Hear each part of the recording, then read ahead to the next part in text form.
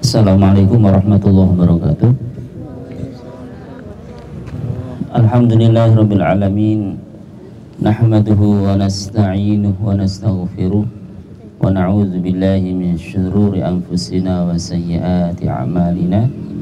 May yahdihillahu fala mudilla lahu wa may yudlil fala hadiya lahu.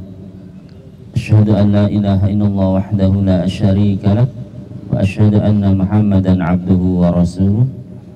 Allahumma shalli wa sallim ala Muhammad wa ala alihi wa sahbihi ajma'in. Allahumma rabbi shrah li sadri wa yassir li amri wahlul 'uqdatam min lisani yafqahu qawli. Allahumma anfa'na bima 'allamtana wa 'allimna ma yanfa'una wa zidna khaira wa amma ba'du. Kepada ketua panitia, siapa ketua panitianya? Lagi. Dan juga semua panitia, Pak Majid dan istri. Kami ucapkan terima kasih yang sudah bersedia memudahkan kita masuk di tempat ini, ya. Dan juga para ustazah, para asatidzah semuanya yang hadir di sini yang saya cintai. Puji syukur pada Allah Subhanahu wa taala pada malam hari ini, ya. Ini semuanya adalah kehendak Allah Subhanahu wa taala. Rencana Allah Subhanahu wa taala. Ya, sudah kepastian dari Allah Subhanahu wa taala. Jadi kita hanya bisa berencana. Rencana ini sesuai dengan kehendak Allah atau tidak, ya. Kalau rencana kita sesuai dengan kehendak Allah, maka akan terlaksana, gitu. Tapi kalau rencana kita tidak sesuai dengan kehendak Allah, pasti tidak akan terjadi. Dan ini sudah terjadi, berarti ini adalah sudah kehendak Allah Subhanahu wa taala. Semoga kita berada di sini, walaupun kita di sini adalah liburan, rihlah atau mukhayyam, ya, tetap kita mendapatkan aliran atau mendapatkan pahala, ya, insyaallah. Karena kita berkumpul di sini tidak hanya bersenang-senang, ya, atau bermusik-musikan kayak tetangga sebelah mungkin, tapi kita di sini masih menyempatkan diri untuk mendengarkan ayat-ayat Allah Subhanahu wa taala, salat berjamaah, dan juga insya Allah nanti malam kita salat tahajud bersama, gitu, ya. Semoga perkumpulan kita ini adalah perkumpulan yang diridhoi oleh Allah Subhanahu wa taala, ya. Para usaha sekalian,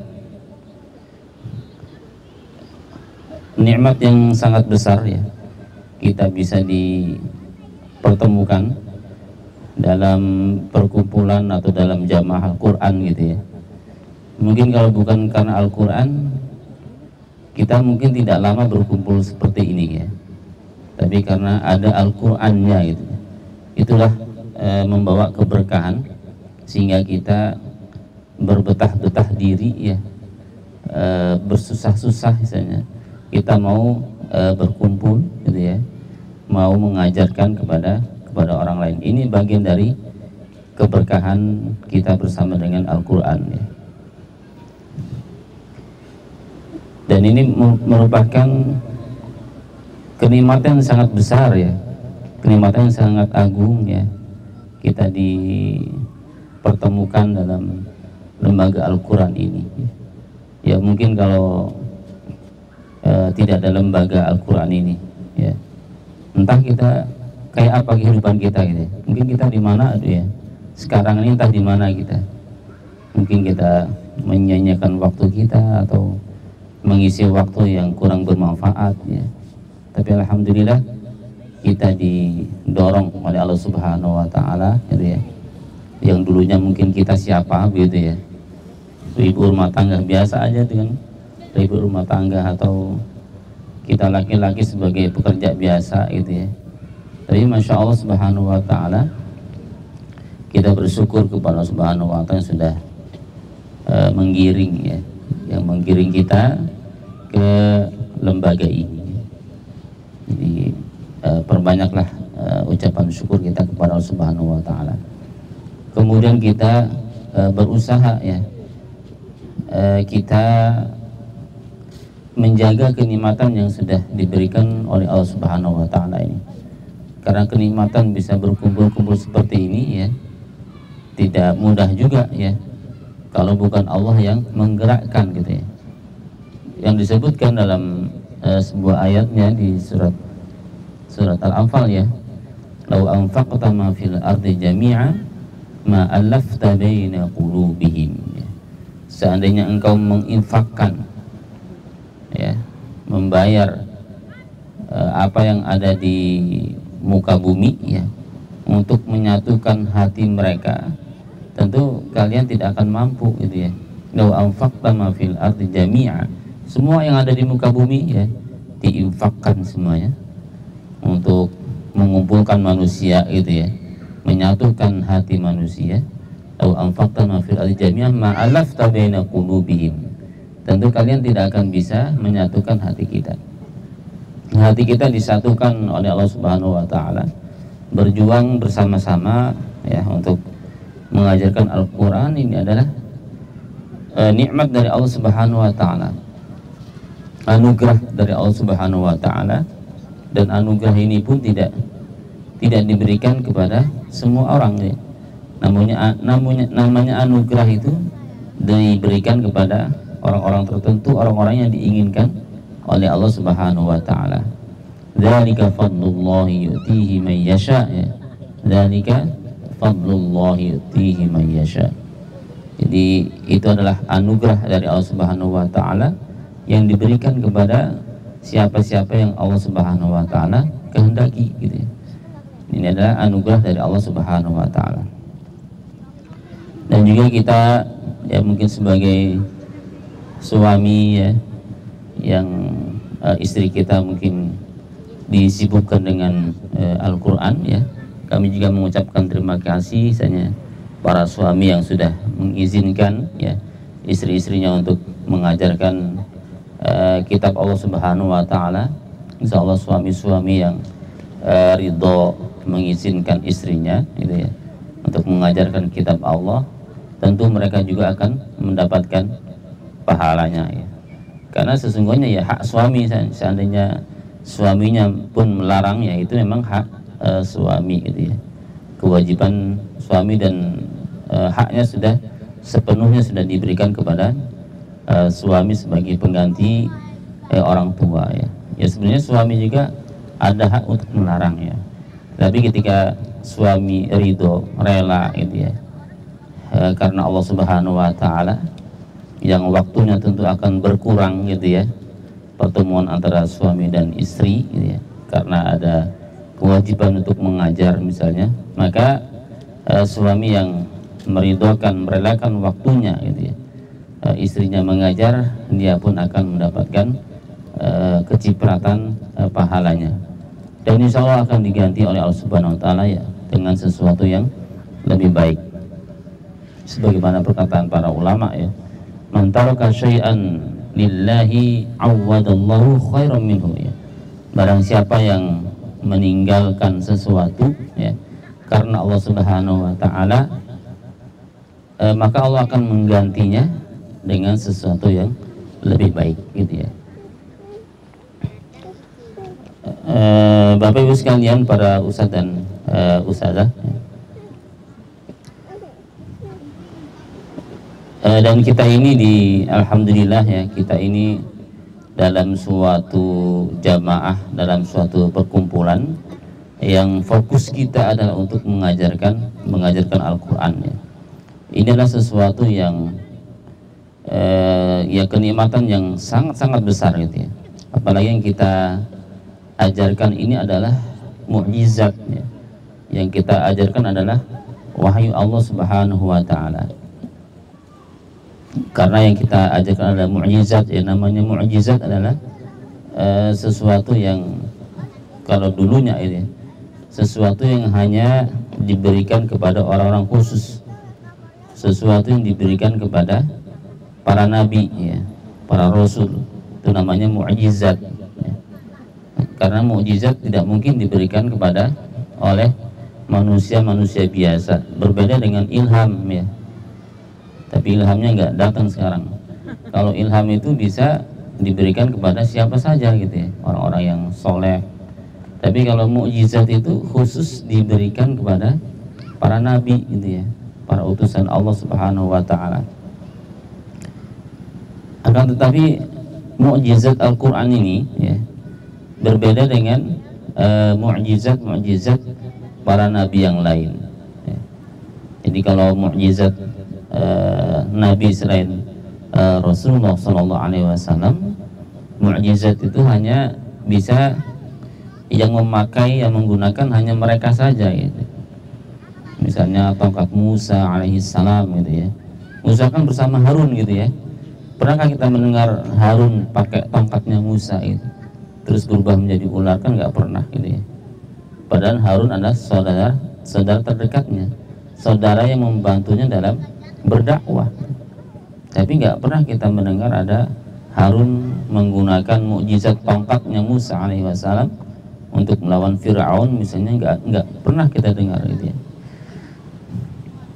Karena mukjizat tersebut dikhususkan kepada para nabi gitu ya.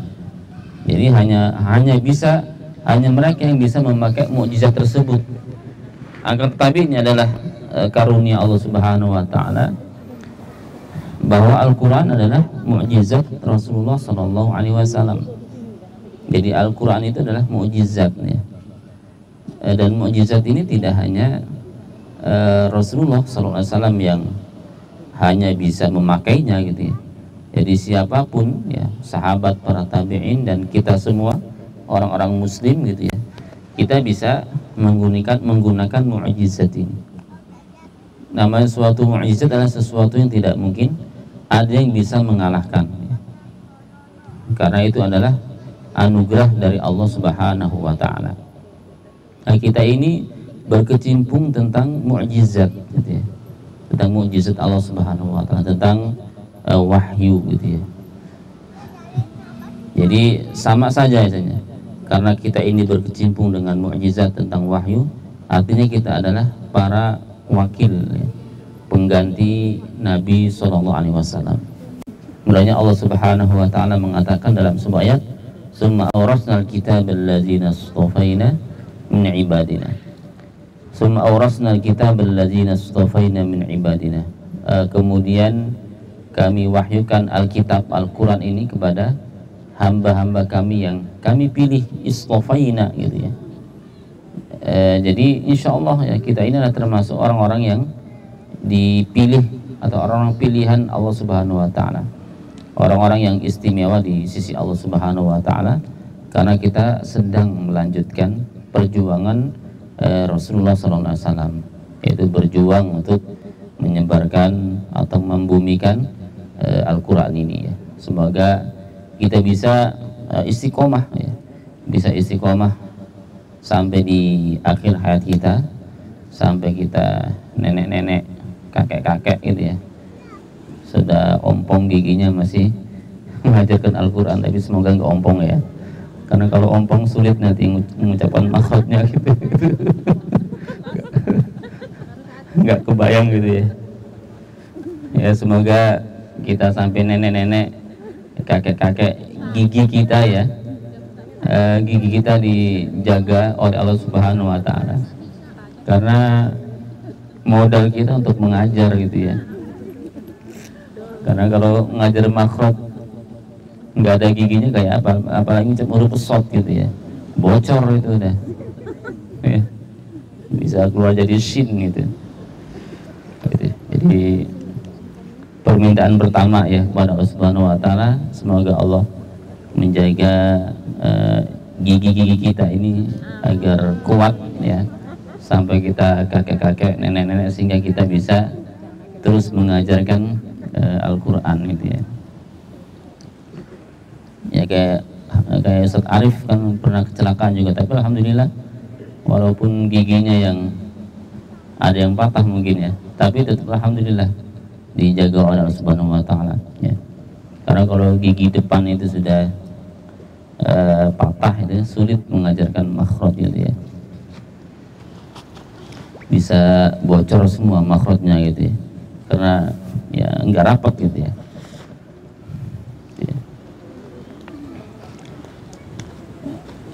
Dan kita jangan khawatir ya, jangan khawatir. Harapan kita kita dengan mengajar Al-Quran ini mendapatkan keberkahan-keberkahan gitu ya. Ya walaupun di situ pasti ada susah, ada kesulitan gitu. Tapi kita ingin mendapatkan keberkahan-keberkahan ya. Dan mudah-mudahan keberkahan ini menurun kepada anak-anak kita gitu ya. Gitu. Ini kita harapkan gitu ya. Kita disibukkan dengan mengajar Al-Quran sehingga ketika anak-anak kita memperhatikan orang tuanya itu sibuk dengan Al-Quran ya, mau tidak mau mereka juga akan memperhatikan ya. Biasanya kan buah itu enggak jauh dari pohonnya itu. Jadi kalau pohonnya sibuk dengan Al-Quran, buahnya pun akan ngikut ya. Alangkah senangnya kalau anak-anak kita itu yang masih kecil gitu ya, melihat orang tuanya mencintai Al-Quran dan mereka nantinya akan menjadi para penghafal Al-Quran, menjadi pengganti kita ya ketika kita sudah dipanggil Allah Subhanahu wa Ta'ala. Ini adalah pahala yang terus berkesinambungan gitu ya. Mereka bisa begitu berkat dari kita, ketika mereka mengajarkan ya pahalanya akan mengalir kepada kita juga. Ini adalah pahala yang berkesinambungan. Nah jadi ya disiapkan juga itu ya dari sekarang gitu ya, penerus-penerus kita, anak-anak kita gitu ya, bagaimana agar anak-anak kita ini juga nantinya sebagai penerus para pengajar Al-Quran gitu. Ya kita arahkan dari sekarang tempat-tempat mana yang sekiranya ketika dia lulus dari tempat tersebut gitu ya, ada ghirah ya, ada semangat yang tinggi gitu ya untuk mengikuti jejak abi dan uminya gitu ya. Mereka bersemangat untuk mengajarkan Al-Quran dimanapun berada gitu ya. Dan insya Allah pahala jariyah yang paling awet adalah berkaitan dengan ilmu, apalagi dengan Al-Quran ini gitu ya. Jadi alhamdulillah kalau kita menekuni Al-Quran ini terjauh atau terhindar dari fitnah gitu ya, terhindar dari fitnah karena tidak ada perdebatan dalam Al-Quran ya. Berbeda dengan kita mendalami ilmu-ilmu lainnya ya, ilmu fikih misalnya, apalagi hadis gitu ya. Itu adalah ilmu-ilmu yang memancing perdebatan gitu ya. Ya seharusnya ya saling menyadari dan memahami gitu ya. Masalah perbedaan adalah masalah dari zaman Rasulullah, dari zaman sahabat, mereka pun banyak perbedaannya, harusnya masing-masing saling memahami gitu ya. Perbedaan adalah sesuatu yang sunatullah. Jangan sampai perbedaan tersebut membawa perkelahian atau meretakkan persaudaraan Islamiyah itu. Agama Islam ini kita ada berkewajiban ya untuk berukhuwah, untuk bersaudara gitu ya. Walaupun tadinya kita tidak saling mengenal, walaupun bahasa kita jauh beda gitu ya. Mungkin kalau masing-masing dengan berbicara dengan bahasa masing-masing gitu ya, ini saya kira bahasanya sudah beda-beda ini. Mungkin nggak saling memahami ya, yang satu ngomong apa gitu ya. Tapi masya Allah bahasa berbeda-beda kita ditemukan dengan ukhuwah Islamiyah gitu ya. Ini adalah kenikmatan yang patut kita syukuri kepada Allah Subhanahu wa Ta'ala gitu ya. Semoga persaudaraan kita ini dijaga oleh Allah Subhanahu wa Ta'ala ya. Adapun di situ nanti ada perbedaan-perbedaan, yaitu hal yang biasa, pasti ada perbedaan ya. Tapi kita harus sadar gitu ya bahwa berukhuwah itu adalah suatu kewajiban, ya. Innamal mu'minuna ikhwatun, ya. Innamal mu'minuna ikhwatun fa aslihu baina akhwaikum. Jadi sesama mukmin adalah bersaudara, gitu ya. Bersaudara. Inilah yang menyatukan kita, ya. Dimanapun kita berada, itu ya. Selama kita orang muslim kiblat yang sama, itu ya, kita akan dipersatukan oleh Allah Subhanahu wa taala. Ya, seperti saya sendiri mungkin, ya. Di Yaman mungkin ada 10 tahun kurang lebih, gitu ya. 10 tahun itu tidurnya lebih banyak dari 10 tahun itu.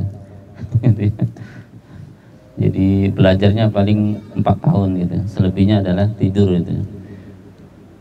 Tapi walaupun di negeri perantauan, gitu ya, negara yang bahasanya berbeda, gitu ya, adatnya juga berbeda, gitu ya, Masya Allah, tetapi Allah menyatukan kita karena satu akidah, gitu ya.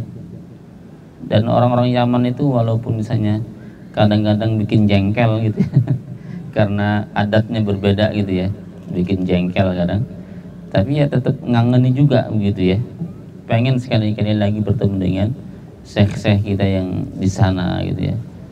Dan Masya Allah mereka itu menyatukan, gitu ya, menyatukan ukhuwahnya itu. Saya belum mendapatkan rasa ukhuwah itu seperti yang saya rasakan di Yaman, gitu ya.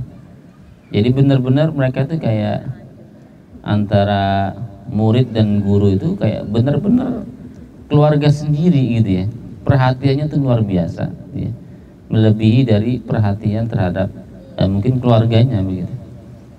Jadi benar-benar kayak adiknya, kayak anaknya sendiri, gitu ya. Walaupun umurnya sebaya, gitu ya. Jadi perhatian mereka luar biasa, ya. Sehingga walaupun kita jauh dari orang tua, gitu ya, tapi ketika bertemu dengan mereka itu sudah terobati, gitu ya. Terobati. Jadi benar-benar persaudaraan atau ukhuwah di sana itu benar-benar terasa banget, gitu ya, terasa banget, gitu. Saudara sekalian, ya, saya kira cukup, ya, saya kira cukup, sudah terlalu malam. Insya Allah kita waktu selebihnya untuk waktu bebas untuk keluarga. Tujuan utama kita bukan untuk mendengarkan pengajian di sini. Yang penting kita di sini adalah bersenang-senang dulu, beristirahat. Untuk istirahat artinya istirahat sejenak, gitu ya. Karena mesin juga kalau dipakai terus akan rusak, kan, gitu. Kalau sudah rusak udah nggak bisa dipakai, gitu ya. Jadi mesin juga perlu diistirahatkan supaya nanti hidupnya, bekerjanya lebih baik lagi. Begitu juga manusia, ya harus ada istirahatnya, ada hak-hak yang harus dipenuhi, ya. Hak untuk tubuh kita, hak untuk keluarga kita, itu harus dipenuhi juga, ya. Dan tentu istirahat ini adalah untuk mengumpulkan tenaga kita kembali, agar kita ketika mengajar itu lebih bersemangat kembali. Wallahu a'lam bishawab. Itu yang bisa saya sampaikan. Assalamualaikum warahmatullahi wabarakatuh.